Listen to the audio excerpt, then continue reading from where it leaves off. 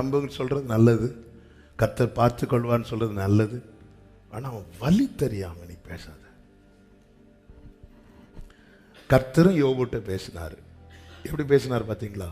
யோபுவை ஃபுல்லாக பேச விட்டுட்டு அவன் மனதில் இருக்கிற ஆத்திரத்தை, வேதனையை, குமுறல் எல்லாம் கொட்டி தீர்த்த பிறகு கர்த்தர் பேச ஆரம்பிக்கிறார். வேதனையில் இருக்கிற ஒருத்தங்க கிட்ட பேசும்போது இப்படி தான் பேசணும். உள்ளம் ஒட்டஞ்சி நொறுங்கி இருக்கிறவங்கள்ட்ட போய் நீங்க இப்படி செஞ்சா அப்படி இல்லையா, இப்படி செஞ்சா இப்படி இல்லையா, எல்லாம் சத்தியம்தான், உண்மைதான். ஆனா வலி. ஆண்டவர் பாருங்க அமைதியா இருந்துட்டு யோபுவுக்கு மனசுல என்னெல்லாம் இருந்துச்சோ எல்லாத்தையும் கொட்ட வச்சுட்டு அதுக்கப்புறம் யோபுவை கூப்பிடுறார். கூப்பிட்டு அவர் பேசுறார். அவர் பேசி முடிச்சதும் யோபு வாய் மூடிட்டார். ஐயோ, நான் இது தெரியாம அலப்பிட்டேனே. ஆனா